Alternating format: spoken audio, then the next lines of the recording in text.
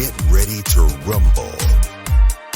Schilling Show Unleashed on the Seven Thunders Media Network. Former city councilor, husband, father, and community watchdog. Your host, Rob Schilling.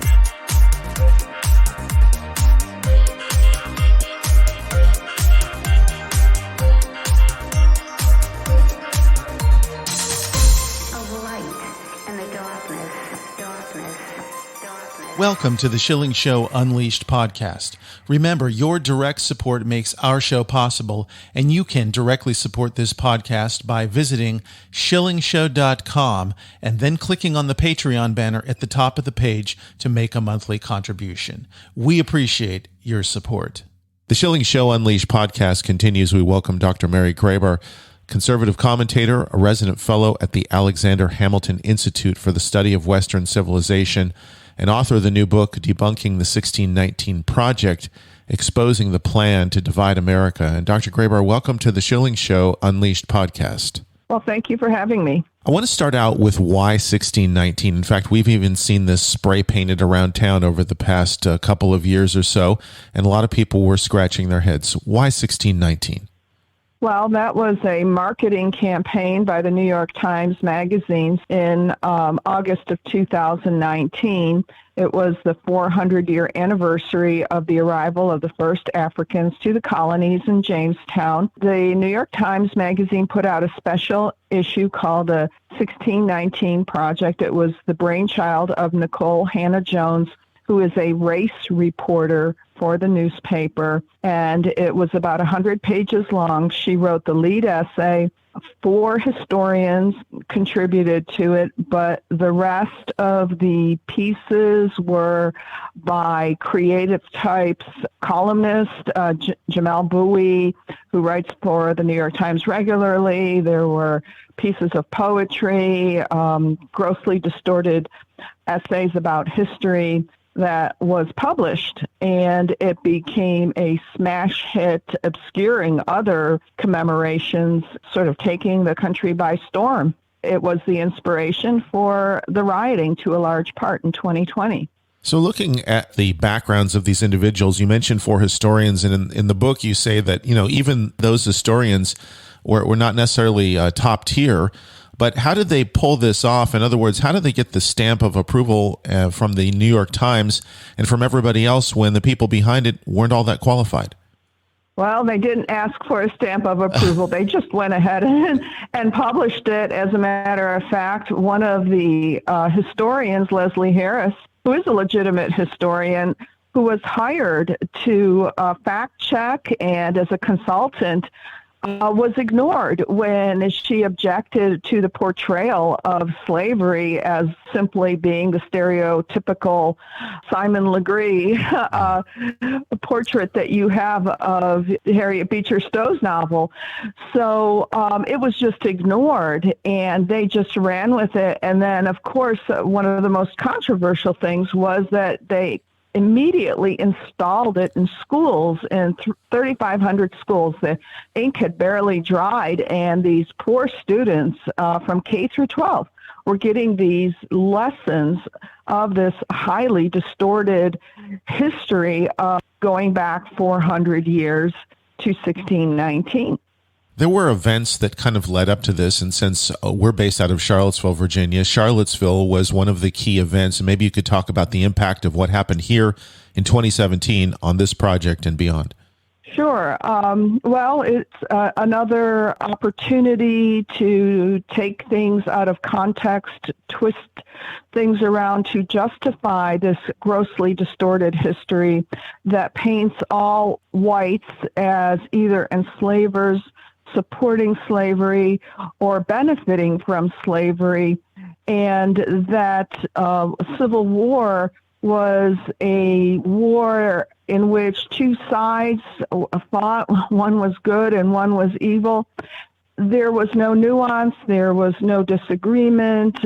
The South was supported by all whites, and only whites supported slavery. And that is a stereotype, and it's not exactly true. as the College Fix points out today, one of my chapters deals with the fact that a number of blacks, mixed race and blacks, former slaves even, owned slaves. So it is a complicated topic, and it needs to be treated that way and not as a way to demonize one group of people, who are white and who are not on board with completely condemning the entire country, sort of valorizing or sanctifying another group as being pure and victims. Why is it so hard for us to get the truth about slavery in this country all these years later? I've seen recently a video from PragerU, which did a good job in 5 minutes of explaining in a basic way the history, but we don't seem to be able to get the message across.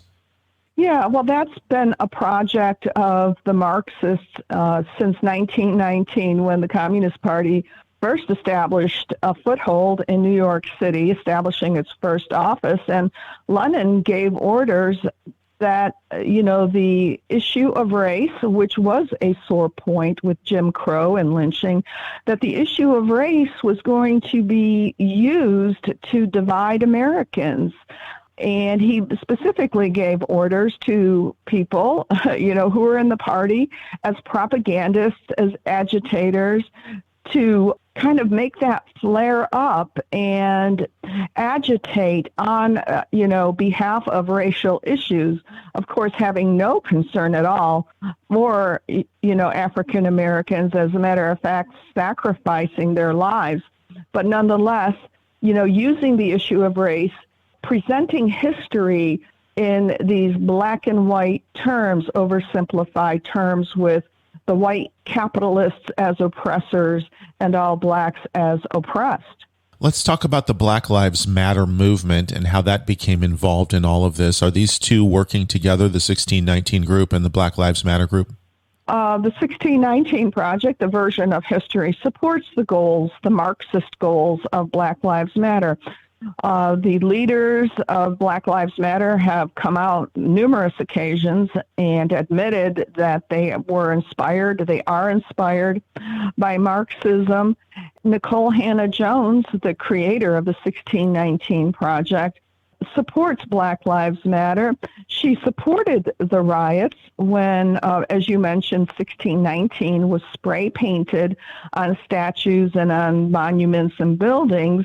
And someone at the Claremont Institute dubbed, the riots of 2020 the 1619 riots. Nikole Hannah-Jones tweeted that she was quite proud of that accomplishment. What kind of accomplishment is it? Between 25 and 30 people died. Billions of dollars worth of damage, property damage, including to black-owned businesses. Has this ever been posed in a public way to Nikole Hannah-Jones or any of the others here? Look at what you've done to your own communities? There has been no opportunity to pose that. I talked to the president of the National Association of Scholars, of which I am a member.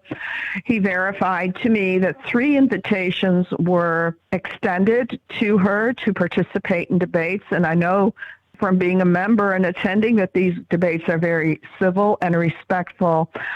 She does not even acknowledge such invitations. When someone does criticize her, she snaps back, she insults, she calls people racist.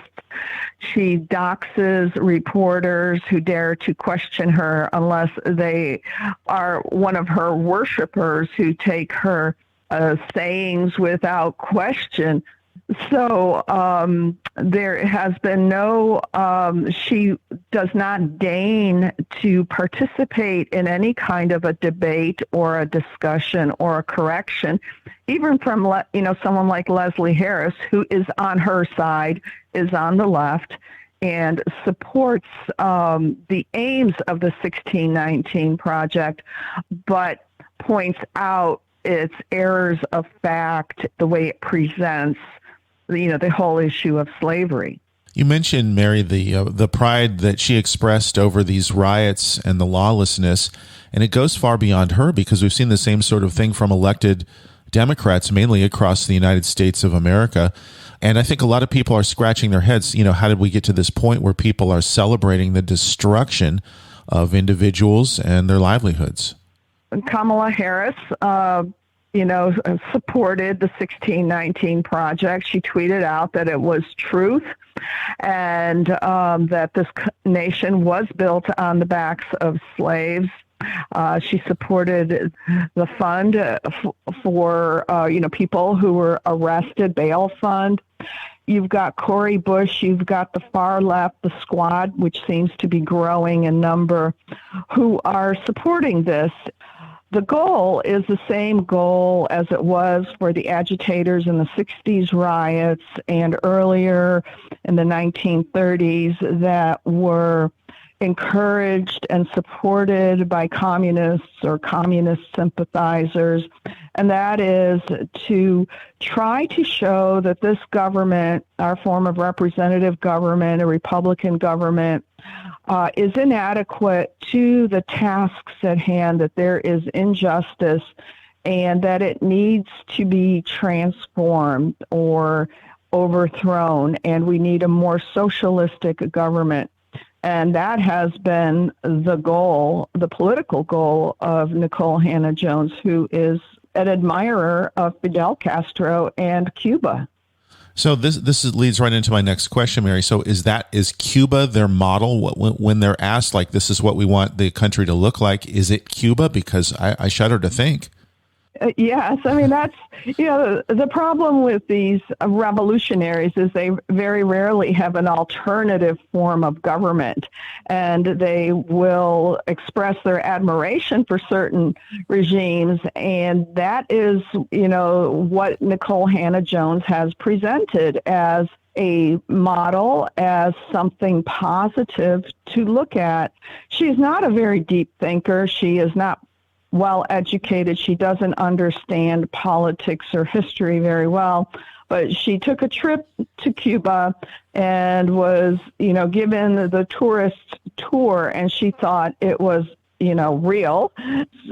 So she sees that as the model: socialized medicine, income distribution, a small elite sort of determining the lives of people, repression, no First Amendment, and so forth. That is her model, and she has not presented anything different, and others of her like-mindedness promote the same kind of regimes.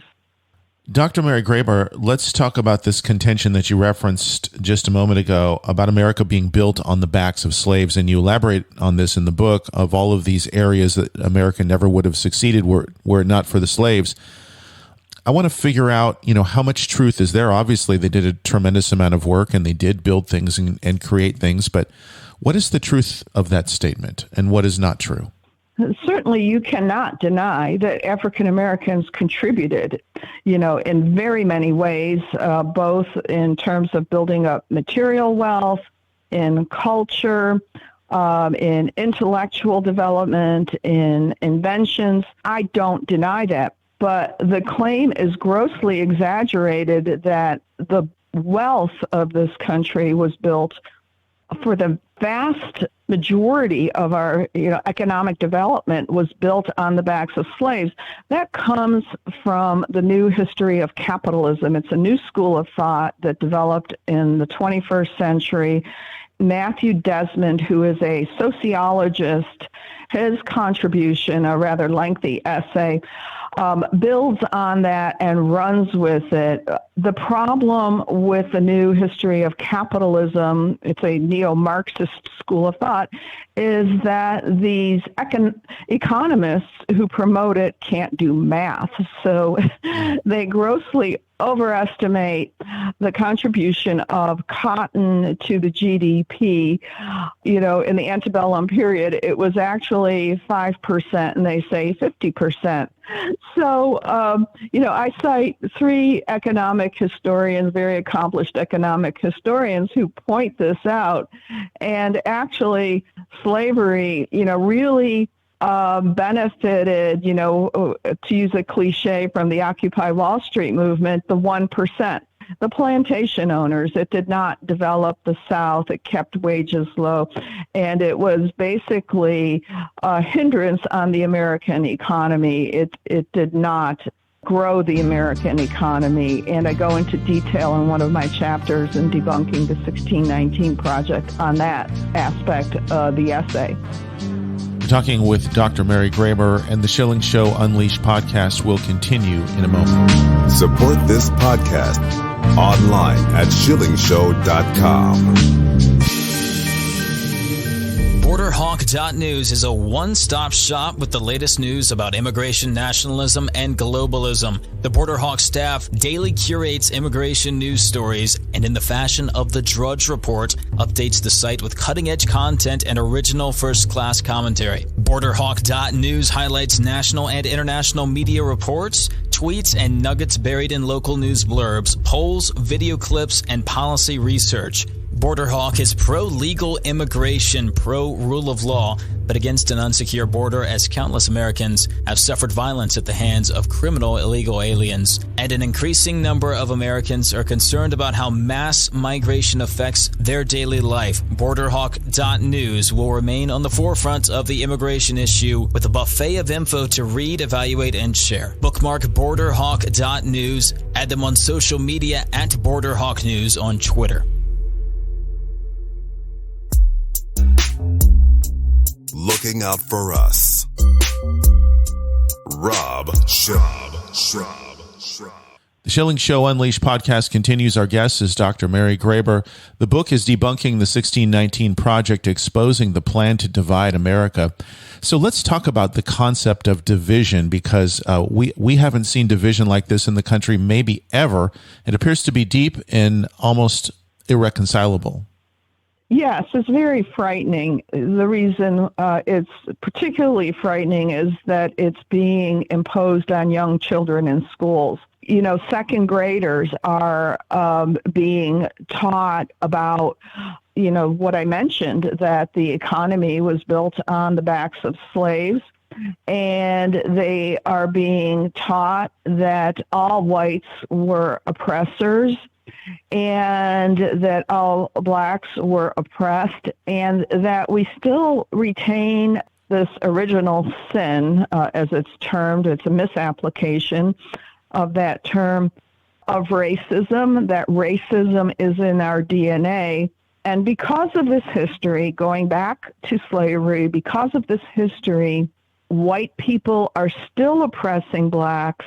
If there are discrepancies in economics and crime rates, academic achievement, those are all traced back to this history, and the fault lies with white people. Children are being taught that they inherit this so-called original sin, and so the white child sitting in the classroom next to the black child is deemed guilty of this, and is the students are told that he is enjoying unearned privileges because of this past. And it's toxic. Children, especially young children, don't see race. They will play in the playground together. But this is introducing this suspicion and this hostility, and it's all based on this false history. What is the stated purpose of telling a second grader, a white second grader, that you're an oppressor and that's where you come from? Have they talked about that?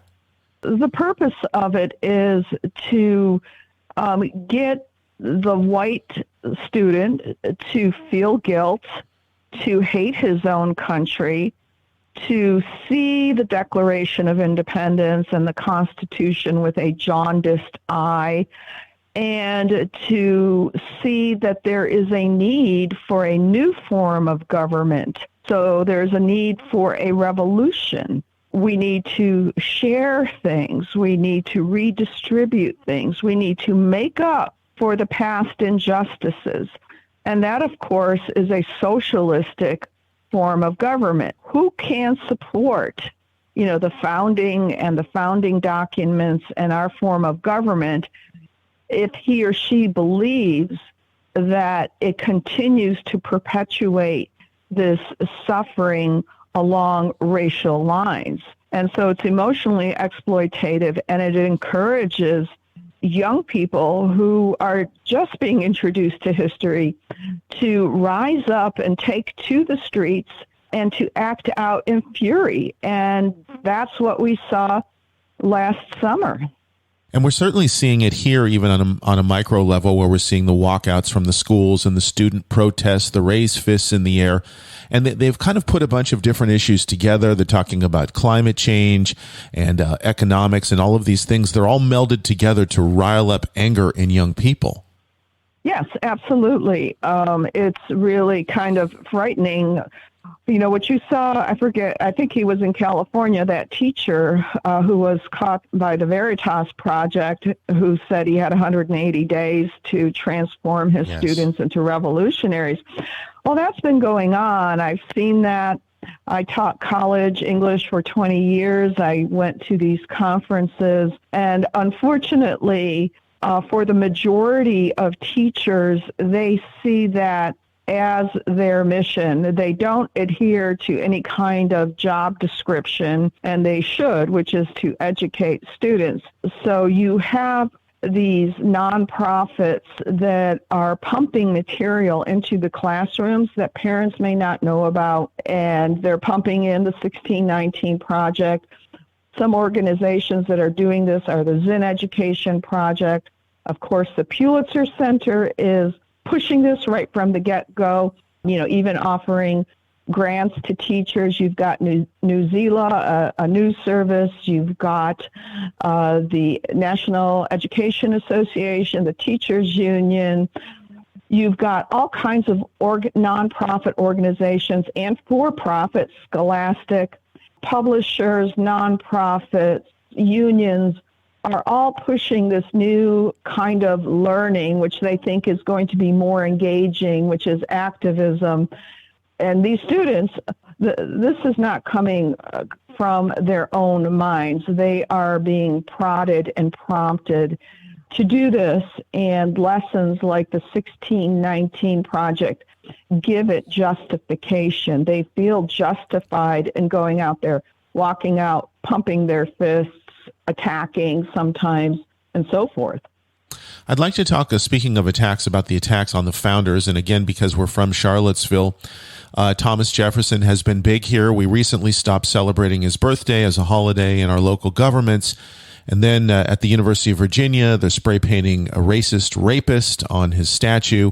It appears only a matter of time until that's taken down. So what is the truth about Thomas Jefferson, and why is he being so viciously attacked? That is a very interesting story, and it forms a large part of debunking the 1619 Project.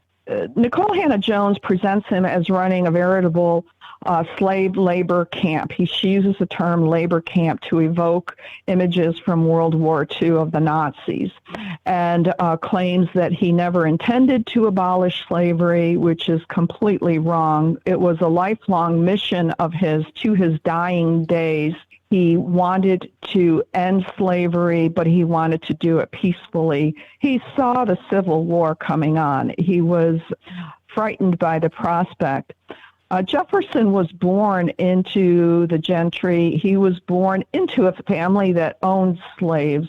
His earliest memory was being carried on horseback by a trusted slave. Nicole Hannah-Jones claims that the slave owners treated the enslaved as subhumans, and I would ask her, what parent would entrust a 2-year-old to a subhuman? But this was the world he was born into. One of his great accomplishments, he felt, was ending the slave trade. He felt that that was the necessary first step. He tried different ways of, ending slavery. He settled on diffusionism. He felt that if slavery was allowed into, the new states, the territories, that it would kind of peter out. Actually, it was on its way out by the time of the Civil War. Tuesday, I had an article in Town Hall, and I described his relationship with Edward Coles, who was then secretary to President Madison, And he wrote to Jefferson. Coles was 27 years old. He wrote to Jefferson, who was 71 years old, and in retirement urged him to end, slavery. But I describe in Debunking the 1619 Project the obstacles that this idealistic young man himself faced. He was born into a slave-owning family. It took him 5 years to move from Virginia to Illinois. He had to take all kinds of measures to care for 2 old slave women who could not leave Virginia. It was often the rule that slaves that were manumitted had to leave the state. And he provided for 2 families with 160 acres each, bought the slave husband of a woman who had 4 young children, took all these steps to ensure that these people would not be re-enslaved, which was a real danger, but found himself sued, eventually just moved to Philadelphia and married a wealthy woman, and became involved in the colonization society. And tragically, he lost a son, his eldest, on the battlefield during the Civil War, but the son was fighting on the Confederate side. So that's history. It's full of tragedies and twists and turns, and people have limitations on what they can do because of the time they were born in and their society. And Jefferson, for his part, was known as a radical in terms of wanting to eliminate slavery, and as someone who owned plantations, was not among the worst in terms of the way he treated his slaves, and did free several, in contrast to the claims made in the 1619 Project. Dr. Mary Grabar, you've done your part in writing this excellent book, but I'm fearful for where we go here. Does the truth have a chance in America going forward?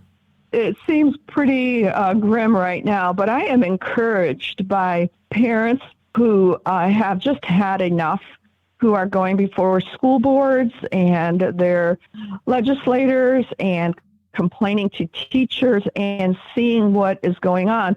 This has been building up over the decades. And back when I was teaching, I was often frustrated. I'd be writing articles and trying to expose what was going on behind the ivy-covered walls, and, what my colleagues were doing, what teachers were saying at conferences. And now I think it's reached a tipping point. Even people on the left, Barry Weiss, the former New York Times editor, yes. She has gotten a group together. So people are seeing how absolutely destructive this is. And I hope that my book, Debunking the 1619 Project, will provide a resource, a tool to counter these claims that are being made, this false history that supports critical race theory with the facts, with annotated facts, with sources and footnotes, and that it can be a weapon against this pernicious, divisive kind of history. Dr. Grabar, if people want to get a copy of your book or follow what you're doing online, how can they do that?